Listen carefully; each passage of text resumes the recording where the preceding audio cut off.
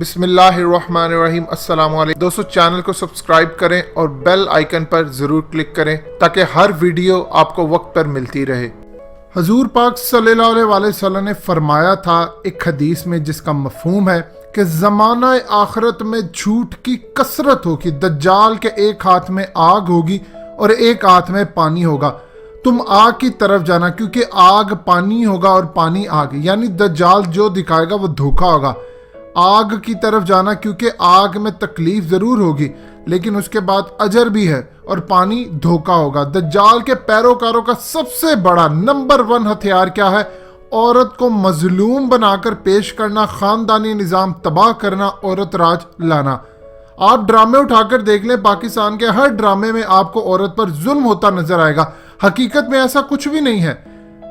हकीकत इसके बिल्कुल ऑपोजिट में है। यानी आप घरों में जाकर देख ले, इस ड्रामे की आड़ की वजह से देख देख के हमारी औरतें किस तरह का बिहेव करना शुरू कर दिया। वो बेचारी इस फितने का शिकार हो चुकी हैं, उनको भी समझना होगा।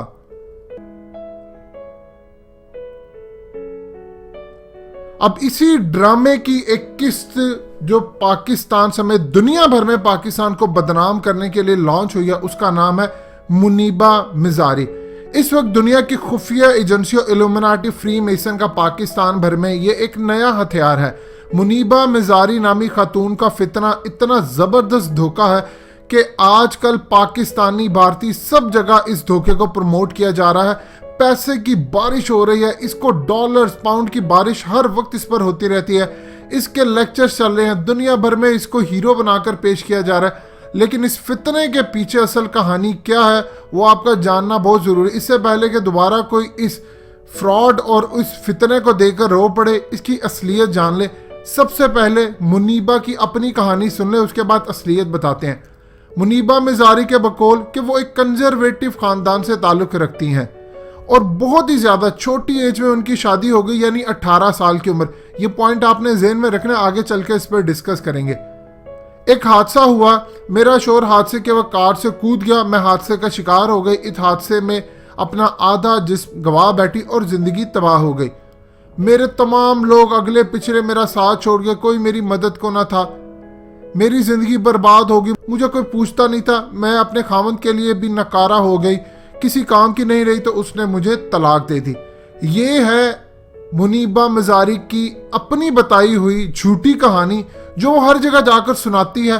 लोग रोते हैं, डॉलर्स पाउंड की बारिश होती है, इल्यूमिनाटी, फ्री मेसन के हाँ ये हीरो बनी हुई है। इसी तरह की तकरीर वो हर फोरम पर करती है और हाल के अंदर ऐसे रोने वाले लोग हो जाते हैं कि जिसकी कोई इंतहा नहीं है, और पीछे एंड पर जाके मुनीबा का अकाउंट बढ़ता जा रहा है। आखिर कुछ तो वजह है ना कि भारत के अंदर बड़े बड़े ब्रांड मैगजीन इसके इंटरव्यू छापते हैं, इसको प्रमोट किया जाता है, सोशल मीडिया पर इसको प्रमोट किया जाता है, इसके पेज को प्रमोट किया जाता है। अमन की सफीर बना दिया गया इसको। मुख्तलिफ कॉरपोरेट इदारे और बहुत ज़्यादा लोग इसको अपना एम्बेसडर बना चुके हैं, और आजकल चुगताई लैब की कम्युनिटी सोशल रिस्पॉन्सिबिलिटी की इंचार्ज भी इसको बना दिया गया। इस फितने के पीछे कहानी क्या है इसको अब समझ लें। मुनीबा की शादी हुई थी 2005 में। ये कहती है 18 साल की बहुत छोटी एज में शादी हुई थी। ये सबसे पहले नंबर 1 पॉइंट ये है कि जिसको ये प्रमोट करती है, यानी जल्दी शादियां। याद रखिए कि आज जितनी बर्बादी है वो लेट शादियों की वजह से है। इसकी शादी हुई थी एयरफोर्स के एक पायलट से, और वो फाइटर पायलट था। ये बात याद रखिए, एयरफोर्स तमाम पाकिस्तान की फोर्स में एलीट है, और फायर पायलट्स एलीट सबसे ज्यादा मशहूर है। यानी जिंदगी की हर तरह की फैसिलिटी इसके कदमों में थी। 2008 की बात है, कोयटा से अपने अबाई घर जा रही थी जैकबाबाद के करीब। इनकी कार की टक्कर होती है एक गधा गाड़ी से, और दोनों इसमें जख्मी होते हैं। लेकिन हमेशा याद रखिए, जिसने सीट बेल्ट बांधी होती है, एक्सीडेंट में उसका फायदा होता है और सेकंड सीटर को ज्यादा चोटें लगती है। मुनीबा ने कोई सीट बेल्ट नहीं बांधी हुई थी।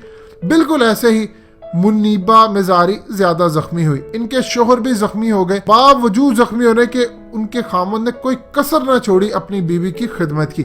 ये सारी जगह जाकर डॉलर बटोरने के लिए कहती है कि दुनिया को मेरे शोहर ने पहचाना ही नहीं है। मेरे शोहर ने हादसे के वक्त छलांग लगाती थी, यानी जब गाड़ी का एक्सीडेंट हो रहा था, इसके शोहर के अंदर क्या टार्जन की रूह आ गई थी कि वो छलांग लगाकर बाहर चला गया था।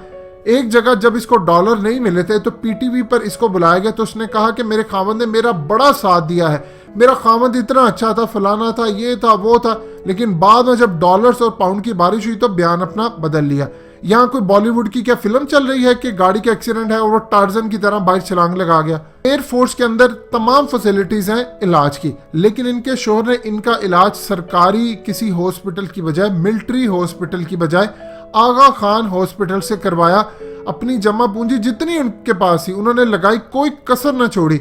इनकी कोई औलाद नहीं थी, लेकिन डॉक्टर्स ने इनको व्हील चेयर पर रखने के बावजूद एक खुशखबरी दी कि आप बच्चे पैदा कर सकती हैं। लेकिन इनके खावंद ने सबसे बड़ी कुर्बानी दी। इनके खावंद ने कहा क्योंकि तुम मजबूर हो चुकी हो, मैं तुम्हें किसी जहमत में नहीं डालना चाहता। ऐसे खावंद आप सोचिए कहाँ मिलते हैं। ऐसे खावंद की तो आपको हमेशा शुक्रगुजारी करनी चाहिए। उन्होंने कहा कि मैं कोई बच्चा पैदा नहीं करना चाहता, तो इसकी बजाय हम किसी बच्चे को गोद ले लेते हैं। 2011 में इन लोगों ने एक बच्चा गोद ले लिया। शोहर ने इतना ताउन किया, अपनी एयरफोर्स वालों ने उनके साथ ताउन किया, दिन रात एक करके उसे अपनी बीवी को बहुत ज्यादा सपोर्ट किया। इसको कहा कि तुम सोशल वर्क करो, यानी इसने सोशल वर्क स्टार्ट किया। यहां से होती है असल शुरुआत, जब इल्यूमिनाटी और फ्री मेसन की इस पर नजर पड़ गई। सोशल काम करते करते उन्होंने इसको हाईजैक कर लिया। असल मकसद था पाकिस्तान की एयरफोर्स को बदनाम करना और पाकिस्तान को बदनाम करना। बिल्कुल वही पैटर्न जो शर्मीन उबैद चुनाव का था, यानी पाकिस्तान के अंदर औरतों का मजलूम दिखाना और उसके बाद दुनिया भर से ऑस्कर लेना। सफारत खानों, डिप्लोमेट्स की मुलाकातें और गैर मुल्कियों के साथ उठने बैठने के मामला जा पहुंचे। एक बात याद रखिएगा, वजारत दिफा के कोई भी मुलाजिम को, चाहे वो पाकिस्तान के एयरफोर्स का हो या कोई दूसरे इदारे का, उनको गैर मुल्कियों से मुलाकातें और किसी भी मुल्क के सफारत खाने, NGO से राब्ते रखना, ये एक बहुत बड़ा क्राइम है। मुनीबा मिजारी और इनके शोहर खुर्रम शहजाद जिस खानदान से ताल्लुक रखते हैं, वहां भी इस तरह की चीजों को उठना बैठना अच्छा समझा नहीं जाता। आम पाकिस्तानी इसको अच्छा नहीं समझते, तो बाकी तो दूर की बात है। खुर्रम शहजाद जो इनके शोहर थे, उन्होंने इसको मना किया कि आप ये काम ना करें, लेकिन तब तक ये इल्यूमिनाटी और फ्री मेसन के एजेंडे पर आ चुकी थी। इसको डॉलर और पाउंड नजर आ रहे थे, उसे बड़ी रोकने की कोशिश की। 2014 में मुनीबा ने गोद लिए हुए बेटे को लेकर खुर्रम शहजाद का घर छोड़ दिया और 6 माह बाद 2015 में उससे तलाक ले ली। 2015 में कोर्ट ने मुनीबा और खुर्रम शहजाद की शादी की तहलील का हुक्म दे दिया। ये थी अब असल कहानी। मुनीबा हर शो में कहती रही, अब यहां से शुरू होती है मुनीबा की डॉलर्स और पाउंड कमाने की कहानी। ये हर शो में कहती रही मैंने बच्चा गोद लिया, हालांकि बच्चा मियां बीवी ने गोद लिया। मुनीबा कहती कि मुझे मेरे अपने छोड़ गए, हालांकि मुनीबा का इलाज और फिर इलाज के बाद इसकी देखभाल बेहतरीन इदारों और डॉक्टर से करवाएगी। इनके शोहर ने इनके लिए ऐसे बंदोबस्त किए इनका वजन ना बढ़े। क्या कुछ काम नहीं किया। ये जो आज मुनीबा का आपको फेस और सारा कुछ इनका नजर आता है, इसके पीछे इनके खावंद की मेहरबानी है, वरना बीमारी के बाद कोई आपको ऐसा नजर आता है? मुनीबा अपने व्हील चेयर पर काम कर रही थी, इसके लिए इनके खावंद ने क्या किया? इनके लिए इनके खावंद ने बड़ी कुर्बानी दी। अब मामला क्या है? मामला यह है कि मुनीबा के साबिक शोहर खुर्रम शहजाद ने इन पर 1 करोड़ हद के इज्जत का दावा किया है कि इनकी साबिक अहलिया दुनिया भर में बदनाम करती फिर रही हैं। वही होता है जो पाकिस्तान के अदालती निज़ाम में होता है, कोई इंसाफ नहीं करता। अब बताएं इसमें एयरफोर्स क्या इनकी मदद कर सकते हैं? ये एक पर्सनल घरेलू मसला है जिसमें NGOs और सारी चीजें इन्वॉल्व है। एयरफोर्स इसमें क्या करती फिर? वो किसी के जाती काम में तो मुदाखलत नहीं करती। इल्यूमिनाटी ने इसको कैच कराया, मुनीबा को वही एजेंडा दिया जो दुनिया भर में एजेंडा इनका हर जगह होता है। सबसे पहले एयरफोर्स को बदनाम करें। हर जगह जाकर जब ये कहानी सुनाती है तो उसमें यह भी बताती है कि पाकिस्तान की एयरफोर्स का फाइटर पायलट है, उसने मेरे साथ ये किया, ये सब कुछ किया। अब बदनाम कौन होता है? पाकिस्तान की एयरफोर्स। इसके खावंद ने दिन रात एक किया, मगर जब ये हत्या चढ़ी इल्यूमिनाटी के और NGOs के, इसके जरिए इल्यूमिनाटी ने पाकिस्तान की एयरफोर्स को जगह जगह बदनाम किया कि पाकिस्तान की एयरफोर्स के पायलट ये होते हैं, वो होते हैं। इस राम कहानी को ये हर जगह सुनाती गई और कैश करवाती गई। आज हालत ये है कि दुनिया भर की खुफिया एजेंसियां इसको प्रमोट किया जाता है। इसको प्रमोट करने का मतलब है पाकिस्तान को बदनाम करना, और हम लोग इसको सपोर्ट करते हैं। ये बहुत बड़ा फितना है। हदीस शरीफ में आता है जिसका मफहूम है दज्जाल का साथ जो देगा वो इस पर इनामात की बारिश करेगा और जो साथ नहीं देगा उस पर तंगी होगी, मगर तंगी ही हक है। ये बात याद रखिए।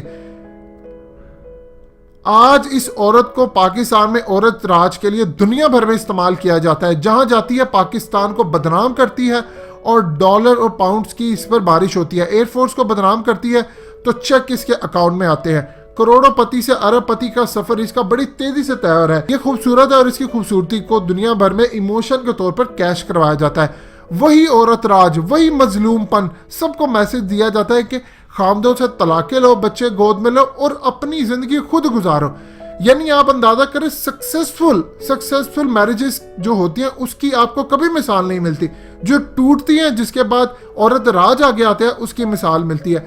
ये है दज्जाल का फितना और इस वक्त लेटेस्ट फितना ये औरत है और पाकिस्तान की एयरफोर्स को बदनाम करना इसका सबसे बड़ा मोटिव है। दोस्तों, चैनल को सब्सक्राइब करें और बेल आइकन पर जरूर क्लिक करें।